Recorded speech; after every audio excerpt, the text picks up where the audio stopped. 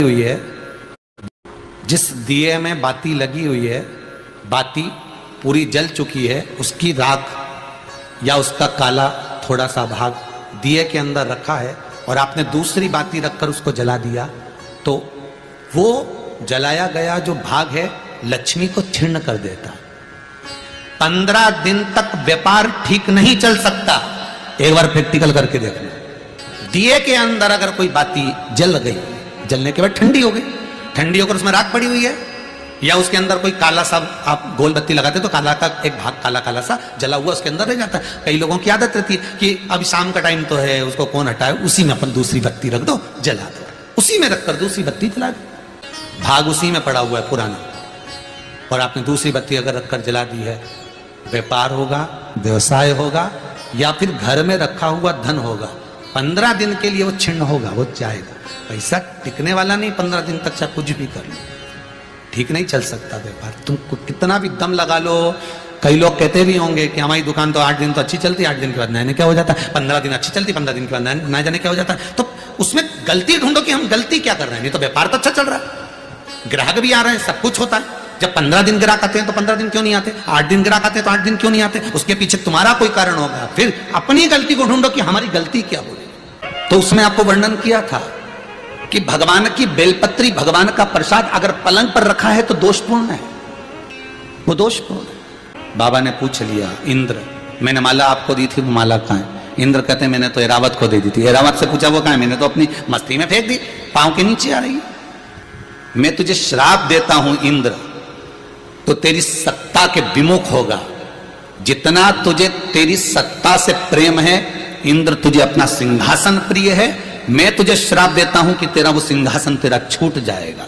माला का अंतर देखिए, जिस माला को आप लेकर बड़े खुश होते हो, वो माला अगर सही जगह नहीं जाती, जिस भगवान की बेलपत्री को लेकर आप खुश होते हो, वो बेलपत्री सही जगह नहीं जाती। जिस प्रसाद को लेकर आप खुश होते हो, वो प्रसाद अगर सही जगह नहीं जाता तो उसका फल क्या भोगना पड़ता है वो देखिएगा। एक कथा आपको सुनाते हैं, वो कथा नहीं है, हमारे जीवन का प्रत्यक्ष उदाहरण है। प्रत्यक्ष उदाहरण। भवानी मंडी में भंवरलाल जी शर्मा रहते हैं, शायद वो कथा सुन रहे होंगे, वो कथा सुन रहे होंगे, मुझे विश्वास है। उनका नियम था, हर महीने वो गोवर्धन नाथ जी की परिक्रमा करने जाते थे, और हमारा भी नियम था, हम गोवर्धन नाथ जी की परिक्रमा हर महीने करने जाते थे। कई बार ऐसा योग बन जाता था कि वो परिक्रमा पे हमारी कोई पहचान नहीं है, हमारी कोई जान नहीं है। ये भंवरलाल जी का नाम हमको तो बाद में मालूम पड़ा कि ये भवानी मंडी के रहने वाले, वो भी पूछा उनसे, वो भी रो रहे थे तब पूछा गया। ये हकीकत की कथा, ये कोई कथा किसी पुस्तक से नहीं है, ये प्रमाणित था। और उनका नियम था, गोवर्धन नाथ जी की परिक्रमा करते, लगाते, भगवान को शाम के समय पर वो बाबा को राजभोग धराते, गिराता था। खूब भगवान की सत्ता थी, खूब वैभव था, खूब पैसा था। जितनी बार आते वो आधा पीपा का, एक पीपा का, आधी बोरी का, एक बोरी का, वहां बोरी से राजभोग होता है गिराती में, तो वो भोग लगा देते, ठोर, मोहन थाल, लड्डू सब। तब धीरे धीरे बहुत उनका वैभव, बहुत पैसा था भंवरलाल जी के यहाँ, काम भी अच्छा था उनका, शायद पत्थर वत्थर का कोई काम था तो अच्छा।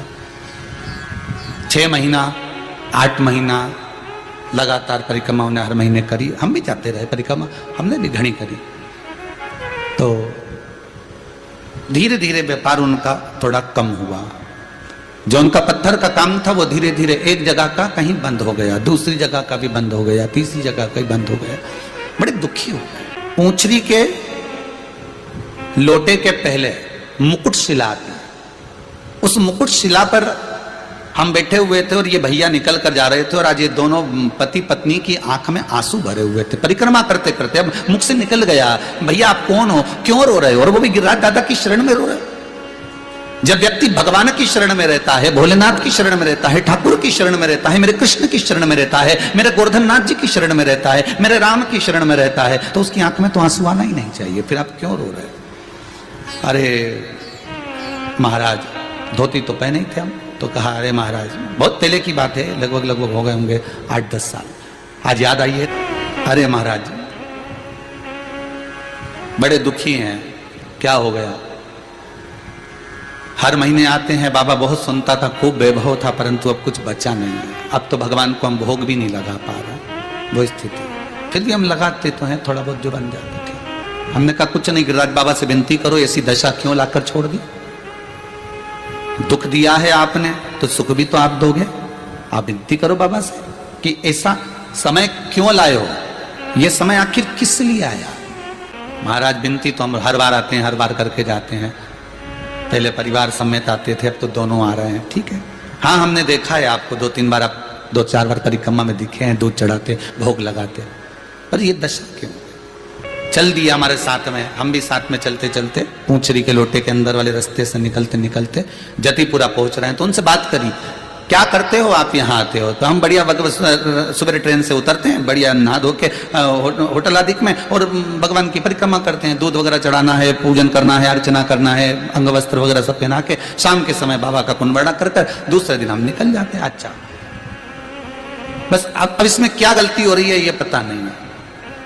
वो गलती कौन सी है? स्कंद पुराण में एक चीज बहुत पहले पड़ी हुई थी, बेलपत्री हो, प्रसाद हो, माला हो, इसका जब अपमान होता है तो व्यक्ति को रोना पड़ता है। ये स्कंद पुराण कहते हैं। रखकर जला दी है, व्यापार होगा, व्यवसाय होगा, या फिर घर में रखा हुआ धन होगा, 15 दिन के लिए वो छिन्न होगा, वो जाएगा।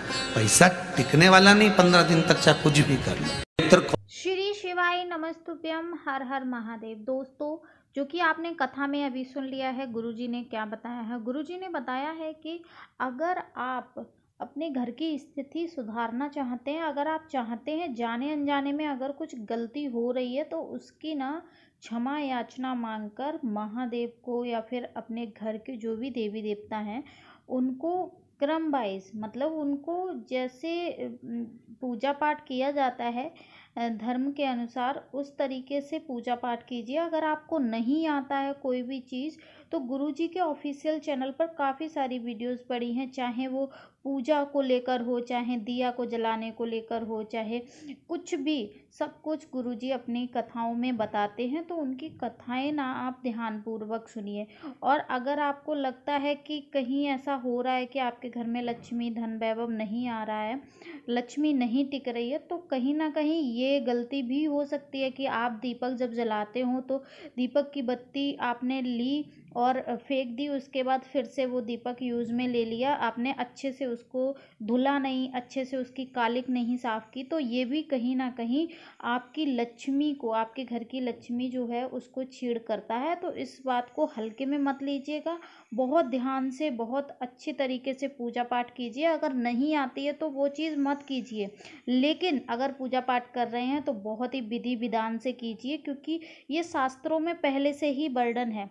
अगर आप पूजा पाठ अच्छे से करते हैं तो आपके घर की जो भी स्थिति है वो सुधर जाती। वीडियो अच्छी लगी तो कमेंट सेक्शन में हर हर महादेव जरूर